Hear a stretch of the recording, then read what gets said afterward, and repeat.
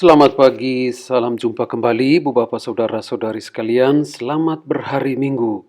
Salam sehat-sehat, semoga Tuhan selalu memberkati kita sekalian. Hari ini adalah hari yang baik untuk berjalan bersama Tuhan dalam gelombang kehidupan kita.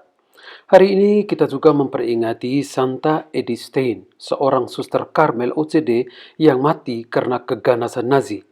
Ia seorang Yahudi yang tinggal di Jerman, ateis, yang selalu mencari kebenaran.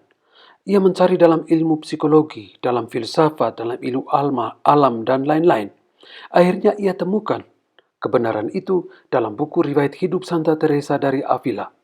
Ia menjadi Katolik dan menjadi suster Karmel. Bahkan ia diangkat menjadi pelindung Eropa. Santa Edith Stein pernah menulis demikian. Apa itu kepastian? Di mana itu masa depan? Kita lihat dan pastikan apa yang ada di sekitar kita, rumah-rumah dan gedung-gedung yang kelihatan dibangun untuk selama-lamanya. Tetapi ia katakan tidak. Hanya ada satu hal yang pasti, bahwa Allah ada, Allah eksis. Dan kepastian hidup kita berada di dalam tangan Allah. Dunia akan hancur, gedung-gedung dan segala yang kelihatan pasti dan tetap ini akan hancur binasa. Kita, manusia, tidak akan hancur. Kita ada dalam tangan Allah, kita ada dalam tangan yang kekal, yang Allah yang Maha Kasih. Kita hanya meletakkan diri kita, hidup kita, dan segala kecemasan hidup kita dan masa depan kita dalam tangan yang pasti, yaitu dalam tangan Allah. Edith Stein adalah seorang pencari Allah. Edith Stein mencari Allah dalam filsafat, dalam psikologi, dalam ilmu alam. Tapi ia tidak mencarinya dalam agama karena ia seorang ateis. Namun suatu hari ia berada di rumah seorang teman dosennya. Mereka sedang mempersiapkan pelajaran filsafat. Di dalam perpustakaan di rumah temannya itu, ia temukan buku riwayat hidup Santa Teresa dari Avila. Ia membaca buku itu sehari semalam sampai selesai. Lalu ia katakan setelah membaca buku itu, inilah kebenaran. Saya sudah temukan kebenaran. Dan Allah adalah kebenaran. Allah itu maha pengasih, maha pengampun, penuh belas kasih. Allah itu tinggal dalam hati manusia.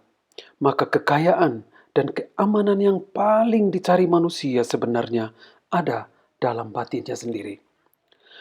Setelah menulis demikian, dia menemukan demikian, ia meninggalkan pekerjaannya sebagai dosen, sebagai ahli filsafat, dan minta menjadi Katolik. Bahkan setelah itu, dia menjadi suster Karmel OCD. Lalu, karena dia seorang Yahudi, dibunuh di kamar gas oleh Nazi di Auschwitz. Saudara-saudariku yang terkasih dalam Kristus, Injil hari ini menarik. Ini satu alegori, artinya berbicara, memberi gambaran tentang sesuatu yang terjadi dalam hidup kita.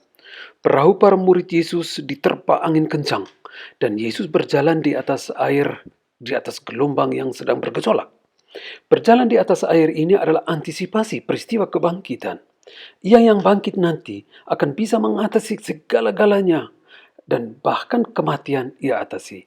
Dan manusia akan melihatnya yang bangkit ini secara berbeda, secara lain.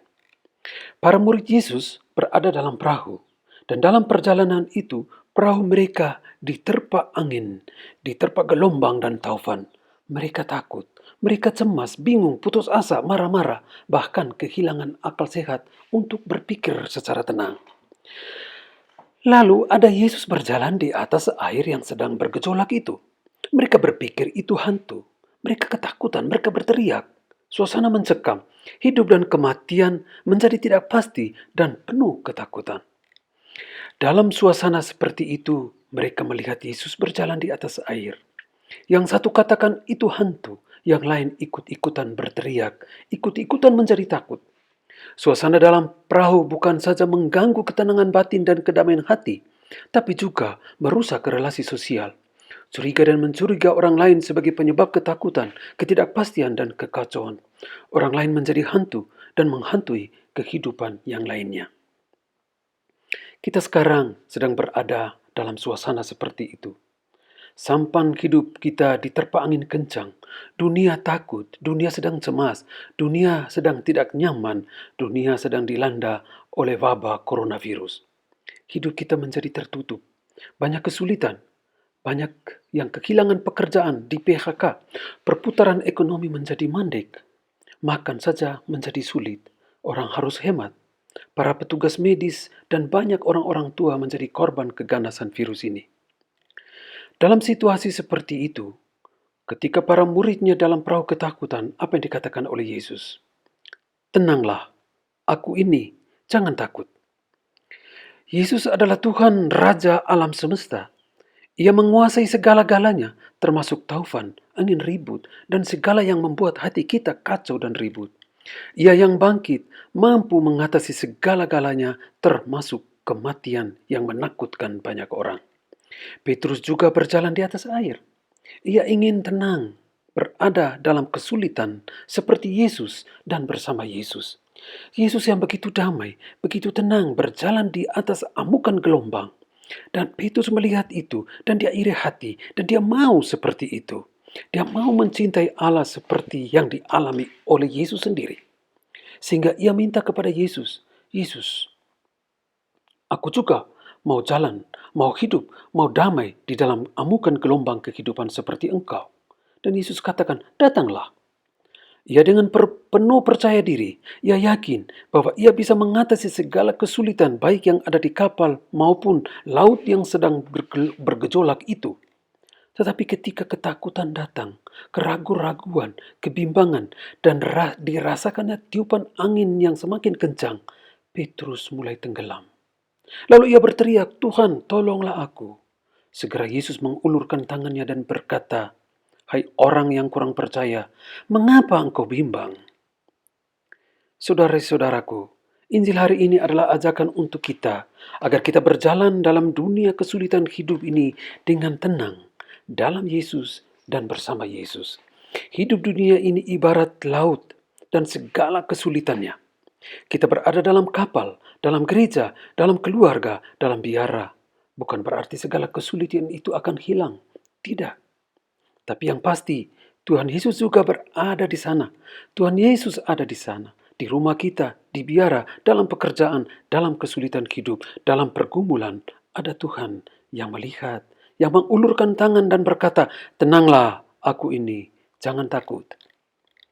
Kadang kita merasa bahwa Tuhan tidak berada bersama kita. Tuhan, kita berjuang sendirian. Kita ditinggalkan oleh Tuhan. Kita disepelekan. Kita diabaikan. Tuhan begitu jauh. Tidak ikut campur tangan dalam hidup kita. Tuhan bahkan bisa dilihat dalam dan alami seperti fantasma, hantu yang menakutkan, yang samar-samar. Tuhan seakan tidak pasti dan tidak memberi kepastian. Tidak real, tidak campur tangan dalam kesulitan hidup manusia.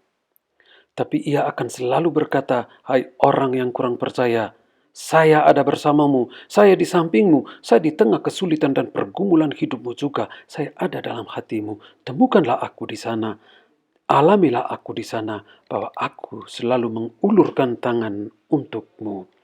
Yesus mengajak kita hari ini untuk fokus pada kekuatan Allah, bukan pada problem yang sedang kita alami. Allah yang bisa menenangkan segala gelombang laut dan terpaan kesulitan hidup.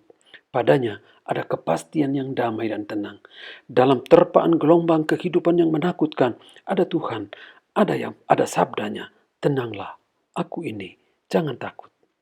Ya Tuhan, terima kasih untuk segala kekuatan yang Engkau berikan ke dalam hidup kami, ke dalam dunia.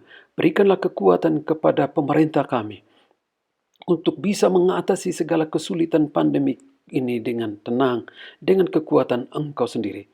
Berikanlah kekuatan dan kesehatan kepada para petugas medis agar mereka yakin bahwa banyak orang bersama mereka dan Tuhan memberkati mereka.